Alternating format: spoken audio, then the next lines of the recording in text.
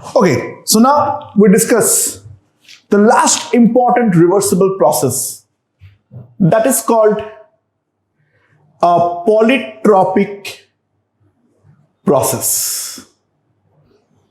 Now polytropic process जो है वो बेसिकली सारे के सारे प्रोसेस को हम लोग यहां पर कंबाइन करते हैं. बेसिकली हम ये प्रूफ करेंगे जितने भी रिवर्सिबल प्रोसेसेस अवेलेबल है वो सारे के सारे फंडामेंटली हमारा पॉलीट्रॉपिक प्रोसेस ही है. Right? So what is in general polytropic process? A process is said to be polytropic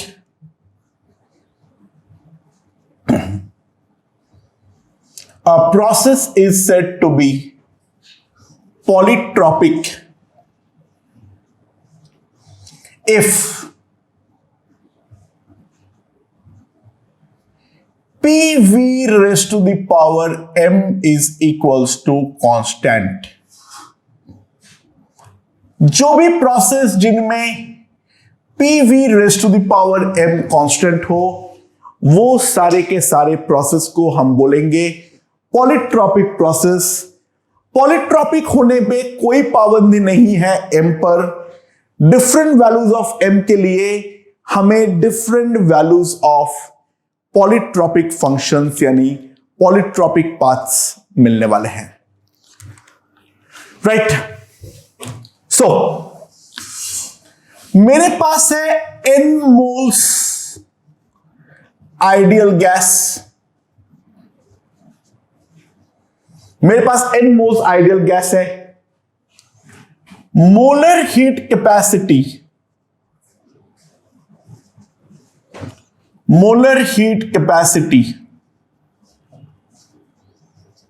at constant volume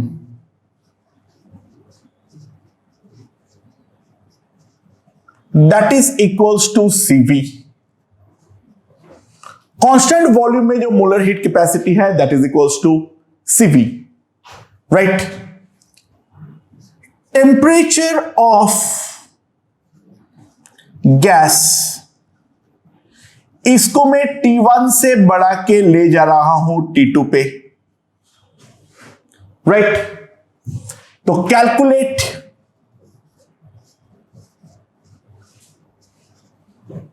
delta W, delta U and delta Q.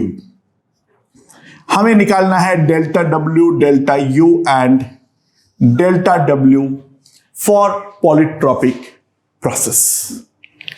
Right? Okay, अब कैसे करना है उस चीज को समझते हैं, देखते हैं. ध्यान दो. dW में क्या लिख सकता हूं क्योंकि रिवर्सिबल है तो PdV. राइट?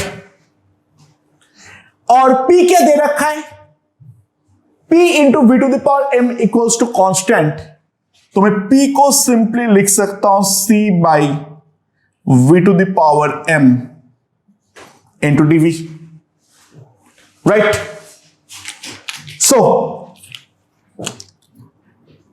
डेल्टा W मेरे पास आ जाएगा integral C by V to the power m dV V1 to V2. ये मेरे पास आ जाएगा डेल्टा W. ना यहां पर राइट नाउ इंटीग्रेशन के पॉइंट ऑफ व्यू से दो केस बनने वाली है. Case 1 m is not equals to 1 and case 2 m is equals to 1. m equals to 1 मतलब PV equals to constant यानी टेम्परेचर कांस्टेंट. यानी एक केस हमें अलग से डिस्कस करना पड़ेगा. That is the case of isothermal. क्योंकि ध्यान देना अगर m1 होता है तो वहां पर हमारा इंटीग्रेशन कंप्लीटली बदल जाएगा बाकी इंटीग्रेशन से. सो हम यहां पर डिस्कस करेंगे दो केसेस जहां पर m हमारा 1 नहीं है और दूसरा केस जहां पर हमारा m 1 है। सो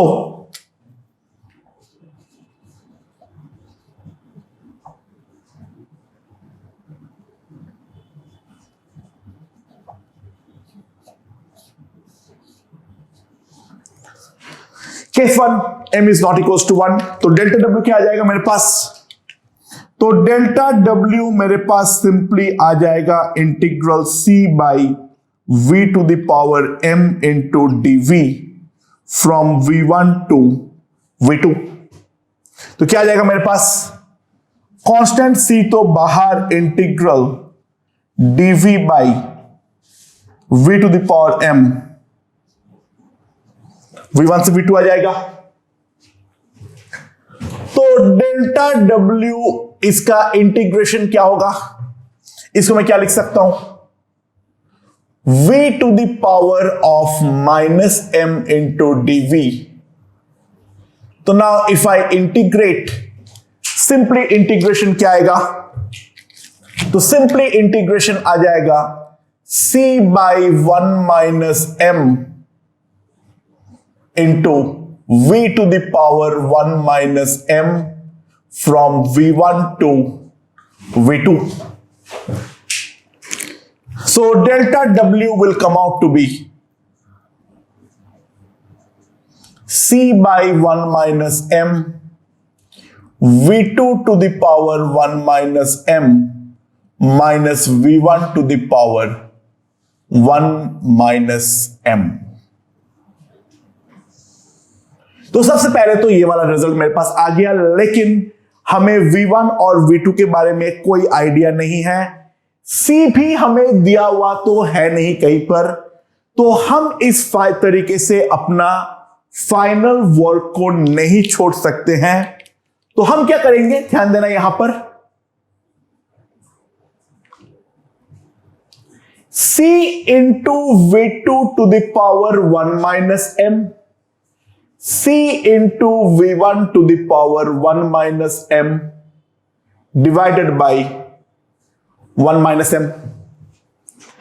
Now ये वाला C को मैं क्या लिख सकता हूं? P2 V2 to the power m।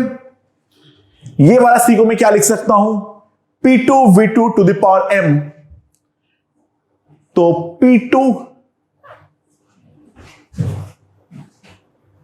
V2 to the power m into V2 to the power 1 minus m minus ये वाला C को क्या लिख सकता हूं मैं? P1 V1 to the power m V1 to the power 1 minus m by 1 minus m। So delta W क्या आएगा?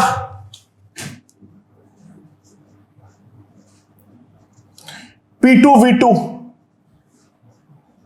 minus P1 V1 by 1 minus m। Now P2 V2 को मैं क्या लिख सकता हूं? That is definitely nRT2। तो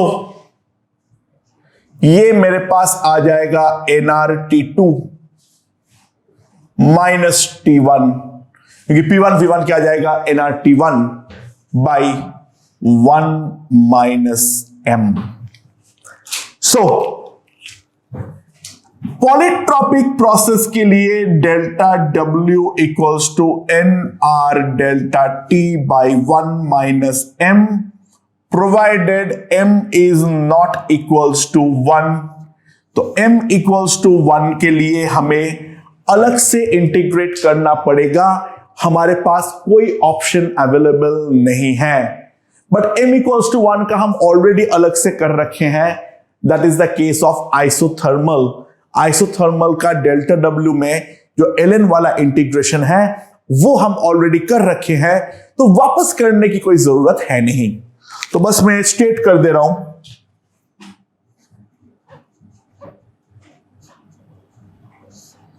case 2, so that is reversible isothermal and that is obviously already done। Okay, अब हम लोग अगर यहां पर आए, डेल्टा यू जो होगा वो तो हमेशा ही होगा एन सीवी डेल्टा टी, और सीवी पे ध्यान देना, सीवी को मैं लिख सकता हूं N R delta T by gamma minus 1। ये मेरे पास हो जाएगा डेल्टा यू। ये तो एक स्टेट फंक्शन है, तो हर प्रोसेस के लिए ये तो डेफिनेटली ट्रू है। सो डेल्टा क्यू जो आएगा that will be equals to delta u plus delta w, and अगर मैं इन दोनों को ऐड करूं तो I can clearly see this is nr delta t 1 by gamma minus 1 plus 1 by 1 minus m can be also written as, याद रखने में आसानी होगी, -1 by m minus 1। तो हम लोग पॉलीट्रॉपिक प्रोसेस में वो केस जहां पर m1 नहीं है, उस केस में इन जनरल अगर हम ध्यान दें तो delta w, delta u and delta q हम सब कुछ निकाल दिए हैं। डेल्टा u को तो कोई फर्क ही नहीं पड़ता है, वो तो हमेशा ही एनसीवी डेल्टा t है। बाकी प्रोसेस का मैं इन टर्म्स ऑफ m जो है वो निकाल के दे दिया हूं, और ये फॉर्मूला हमें डेफिनेटली हर हाल पे याद तो रखना ही पड़ेगा। हर हाल पे ये जो दोनों फॉर्मूला है, ये फॉर्मूला तो हमें याद होना चाहिए। ये याद रखोगे तो ये ऑटोमेटिकली याद हो जाना चाहिए, क्योंकि इसमें केवल डेल्टा यू ही ऐड हुआ है और वो डेल्टा यू तो फिक्स है, राइट। अच्छा, एक इंटरेस्टिंग मैथ्स का चैलेंज यहां पे बन सकता है। Can we derive delta W for isothermal using this result? हम लोगों ने जो ये निकाले हैं, क्या इस रिजल्ट को इस्तेमाल करते हुए हम निकाल सकते हैं क्या डेल्टा W का formula for given isothermal process? अच्छा, ध्यान देना, राइट नाउ हम लोग जहां पर है delta W equals to n R delta T by 1 minus m, and ध्यान देना यहां पर आइसोथर्मल है तो ये भी 0 है डेल्टा टी, और m1 है तो ये 0/0 फॉर्म है। So we try to find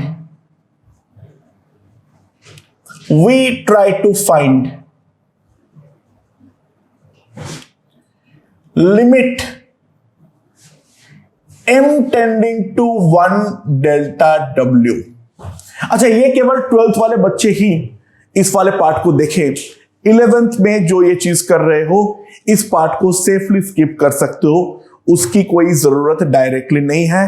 अगर कोई 12th में इस चीज को देख रहे हो तो उनके लिए ही मैं ये वाला just for the sake of interest मैं इसको डिराइव करने वाला हूं। मैथ्स में लिमिट को अप्लाई करते हुए क्या मैं डेल्टा W का ये जो फॉर्मूला है, उस फॉर्मूले से जो हमारा आइसोथर्मल का रिजल्ट है वो डिराइव कर सकते हैं या नहीं? ओके, नाउ लेट्स सी कैसे करेंगे। अच्छा,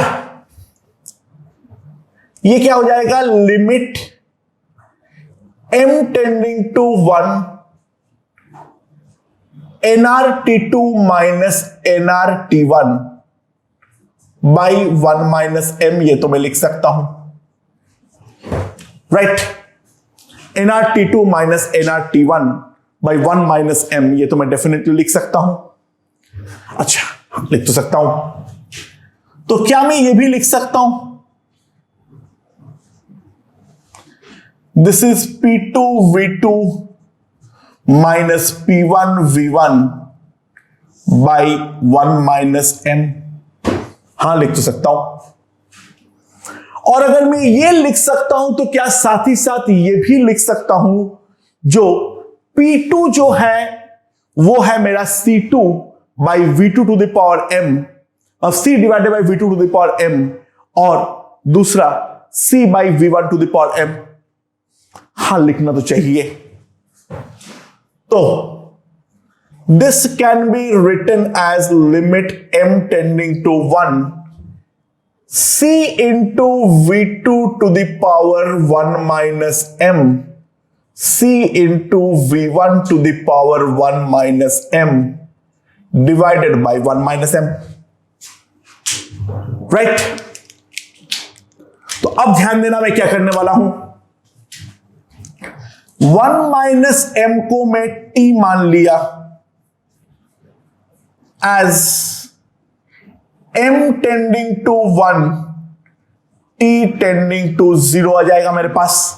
जैसे जैसे m 1 को टेंड करेगा t वैसे ही मेरा 0 को टेंड करेगा, तो डेल्टा w मेरे पास आ जाएगा limit t tending to 0 c into v2 to the power t minus v1 to the power t by t। ये मेरे पास आ जाएगा। Now c into v1 to the power t को मैं बाहर अगर कॉमन ले लेता हूं,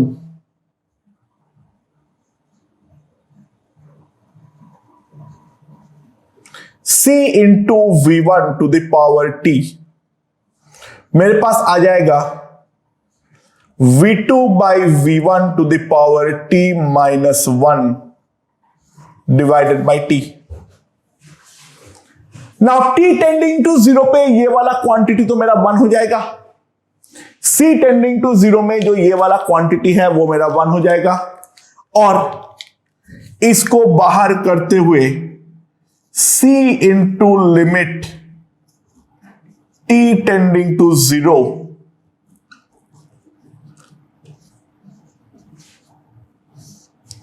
now limit x tending to 0 a to the power x minus 1 by x हम जानते हैं that is equals to ln a, that is c ln v2 by v1। But क्योंकि प्रोसेस आइसोथर्मल है, PVM इक्वल्स टू कांस्टेंट है, m तो मेरा 1 है, तो PV इक्वल्स टू कांस्टेंट, और वो कांस्टेंट का वैल्यू हम जानते हैं nRT, तो C is equals to nRT, that implies delta W equals to nRT ln V2 by V1। तो applying the concept of limit, हम लोग जो हमने निकाले हैं for m not equals to 1, वहां से हम आइसोथर्मल के लिए भी जो वर्क का इक्वेशन है वो डेफिनेटली निकाल सकते हैं। एग्जाम में इसका कोई इंपॉर्टेंस नहीं है, just for the sake of knowledge मैंने डिराइव किया हूं। जो आइसोथर्मल ऐसा कुछ नहीं है जो बिल्कुल ही अलग प्रोसेस है, बस वो एक लिमिटिंग केस है ऑफ पॉलीट्रॉपिक प्रोसेस। 11th के जितने भी लोग पढ़ रहे हैं वो इस वाले पार्ट पे जरूर ध्यान मत देना, और मैं पहले इसलिए मार्क भी कर दे रहा हूं, नॉट फॉर 11th। ठीक है, समझ में आया? ओके, तो अब हम लोग बाकी जो सारे के सारे केसेस हैं उस पर भी देख लेते हैं एक बार। तो स्पेशल केसेस ऑफ पॉलीट्रॉपिक क्या क्या है? पहला, अगर m इक्वल्स टू 0 हो तो यानी p into V to the power 0 equals to constant, यानी p जो आएगा वो मेरे पास आएगा कांस्टेंट, दैट इंप्लाइज आइसोबैरिक। तो अगर मेरा m 0 है तो प्रेशर कांस्टेंट इक्वेशन आ रहा है, तो इसको हम बोलेंगे आइसोबैरिक प्रोसेस। तो isobaric is a special type of polytropic जहां पर हमारा m का वैल्यू 0 है। राइट। और यहां पर भी एक बार चेक कर ले, हाँ बिल्कुल आ रहा है, delta W N R delta T आ रहा है हमारे पास। दूसरा, m इक्वल्स टू 1, यानी हमारे पास क्या आ जाएगा, PV equals to constant, that implies nRT equals to constant. तो टेम्परेचर कांस्टेंट यानी आइसोथर्मल रिवर्सिबल। तीसरा केस,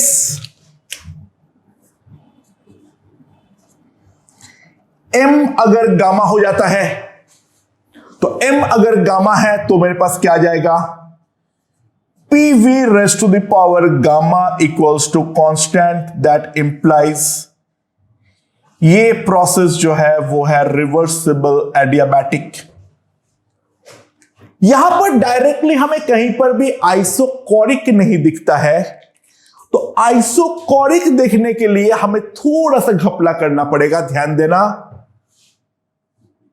अगर PV rays to the power m constant है तो that will imply P to the power 1 by m into V, ये भी हमारा constant होगा। और अब जब ये फॉर्मेट आया है तो put m equals two plus minus infinity, तो ये हो जाएगा P टू द पावर 0, तो मेरे पास आ जाएगा P to the power 0 into V equals to constant, यानी V equals to constant, that implies so isochoric is a case जहां पे पॉलीट्रॉपिक में m का वैल्यू मेरा प्लस माइनस इंफिनिटी के इक्वल हो।